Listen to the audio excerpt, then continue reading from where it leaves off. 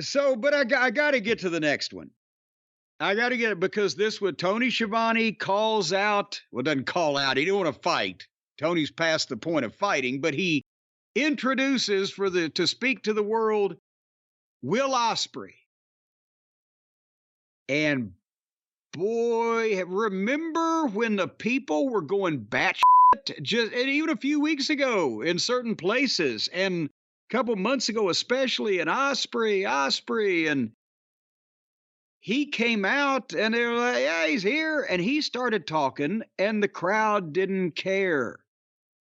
They started chanting. They were chanting, ole, ole, ole, ole. And yes, we know that's the chant from across the pond, and it pertains to him, but he was speaking at the time about something that he wanted them to listen to, and they just went into business for themselves. This wasn't on cue. This wasn't at the spot they're trying to incite it at. This was just, yeah, because he wouldn't shut up and milk it. He just kept going.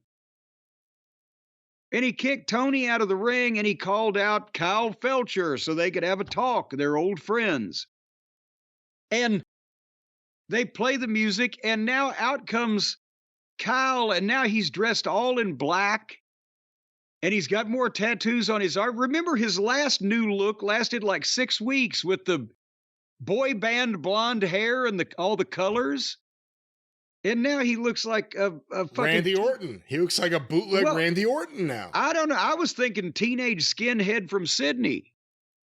But, you know... hey, where can I rent that film? He'll steal it. He'll steal all the material. And Kyle talked his way down the aisle. And as he was getting in the ring, and the people were booing, but I don't know whether it was the Dominic Mysterio booing, or just booing for real, like, oh, Christ, he's going to talk. But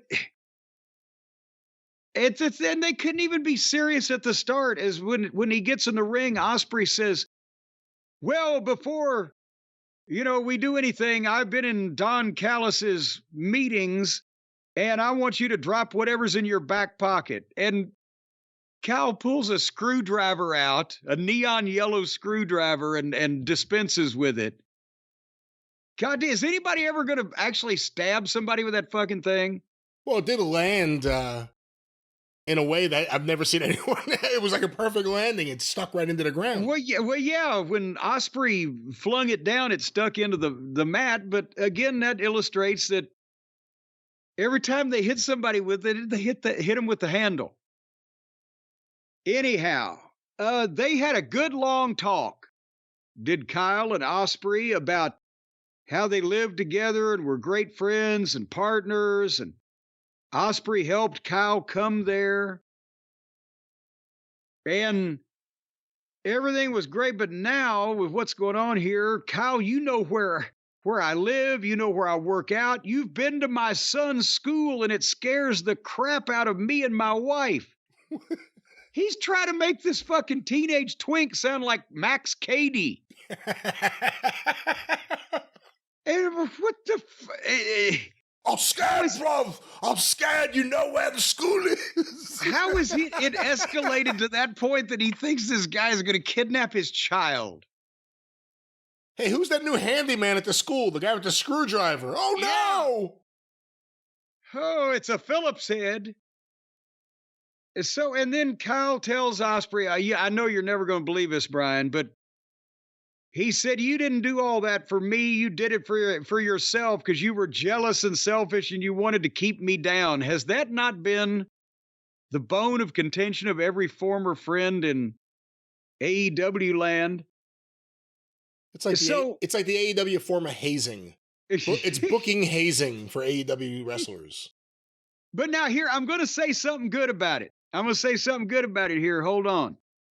Ospreay fired up, and he cut a promo on Kyle that I can't say the promo was good, but he answered him. If this material wasn't shit, his delivery and emotion might have gotten something over here. But they're still talking about nonsense. Nobody gives a shit, right? And then But finally, remember, I said somebody needs to produce him for an American audience. Ospreay asked Kyle, said, I've done this and I've done that. What have you done? And then he said, sod all, lad. And the people are like, read it. Speak American, mate. What do you think the percentage of the people in Bridgeport, Connecticut that understood the phrase sod all, lad was? I shan't have a guess, you wanker. I would say 5 to 7% of the people in that building, and that's a small number. And by the way, if you want to look up how many people they had in this goddamn airplane hangar, because boy, it was a surly bunch. But so now that they're doing sod all, lad, you haven't done nothing. That's like you haven't done nothing. So Kyle says, I'm going to surpass your every accomplishment, and I want to prove it at Full Gear. They're challenging for the match of the shows in 10 days from the fucking date of the television program. And he challenges Ospreay, and Ospreay agrees since he's Mr. Pay-Per-View. And then he goes into a story. This is going a while, friends. He goes into the story that he was watching Kyle shave his head and have a meltdown when he was sitting on the couch holding his son's hand, but then he looked down and he realized that he couldn't feel his hand and he couldn't feel his son holding his hand because he was numb from the Tiger Driver 91. They've always got to say that as opposed to any other previous year's version, whatever the fuck. And he's going to get back at Kyle for that at Full Gear because he's taken that away from him, that he can't feel his son's hand or whatever the fuck. But the point is, at least he ended it, right? Oh, no. Because Kyle couldn't stop. He had to answer that back, sounding like a pissed off Roddy McDowell. Every bit as physically intimidating, too. Cornelius. And he killed the oomph that Ospreay had by making his own statement. And then, if they've already prefaced this, they didn't trust that either one of them was coming alone. So they said, well, I've got friends. Well, I've got friends too. So then Brian Cage and Lance Archer pop in. But Ospreay's not worried because I've got friends too. And here comes Powerhouse Hobbs and Mark Davis.